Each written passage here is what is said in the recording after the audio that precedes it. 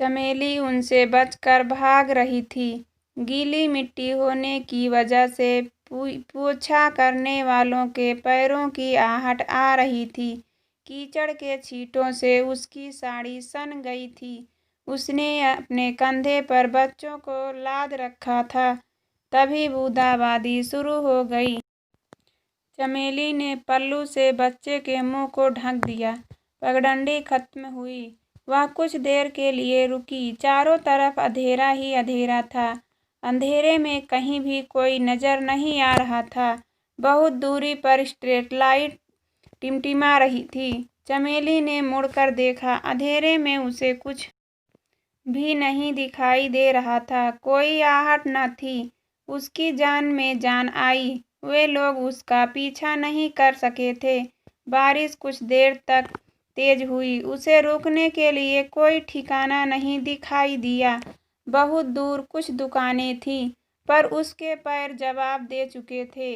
बच्चा भीगने से चलते रोने लगा था। उसने थपकियां दे रख देकर उसे चुप कराने की कोशिश की, मगर वह चुप नहीं हुआ। अचानक हुई तेज बारिश की वजह से भागना मुश्किल था। थोड़ा दूरी पर एक मकान दिखाई दिया तो चमेली ने उसका दरवाज़ा खटखटा दिया।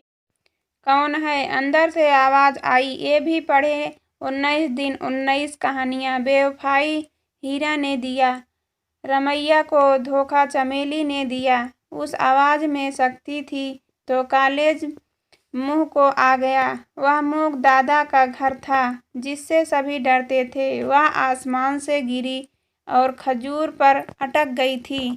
घबराहट के मारे उसकी आवाज़ नहीं निकली। कौन है? मूंग दादा पा दहाड़ मम है मैं। बच्चे को कसकर पकड़ते हुए चमेली ने कहा। अरे तू इस समय यहाँ क्या बात है? मांगू ने पूछा। नहीं नहीं, कुछ नहीं, घर से लड़कर आई हो। हाँ, मर्द दारू पीकर दंगा कर रहा था।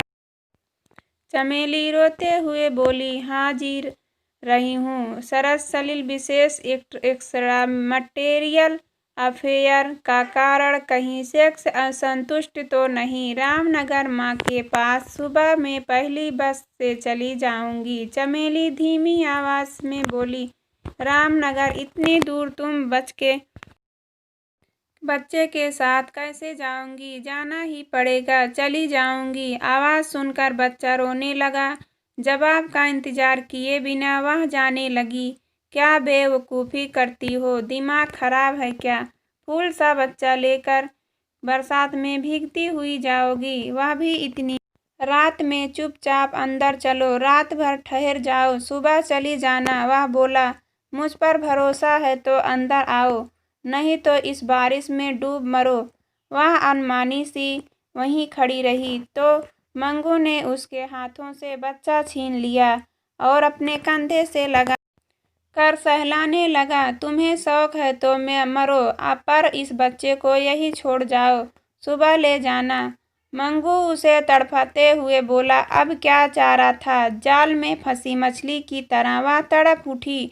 मजबूर होकर मंगू के घर में घुस गई। मंगू के पास से गुजरते समय सस्ती शराब की गंध से उसके नथुने भर गए। घर के अंदर भी वही शराबी बदबू छाई थी। ये भी पढ़े। खूबसूरत जब असलम को अच्छी लगने लगी।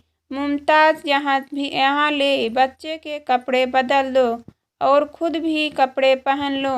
मंगू उसे तौलिया देते हुए बोला। घर में लड़ाई क्यों हुई? मंगू ने कस्ती से पूछा।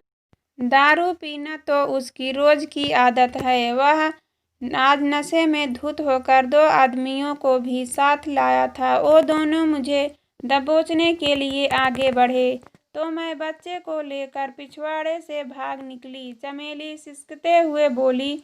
दोनों ने मेरा पीछा भी किया, पर मैं किसी तरह से बच गई। मंगू कुछ देर से वहीं खड़ा रहा, फिर कोने में रखे बक्से के पास गया। ढक्कन खोलते ही शराब की बदबू चारों ओर फैल गई। शराब आगे की सब चमेली के गले में ही अटक गए। इसके बिना मैं नहीं रह सकता, कहते हुए मंगू ने बोतल मुंह से लगाई और गटागट पी लिया। अकेले डर तो नहीं लगेगा ना? अरे और पाप उसे हिचकते हुए पूछा, मेरे कोई ठिकाने हैं, कहीं भी चला जाऊंगी, दरवाजा ठीक से बंद कर लो। मूंगू ने कहा। मंगू दरवाजा ढकेल कर मूसलाधार बारिश में चल पड़ा। उस अंधेरे में चमेली न जाने क्या देखती रही।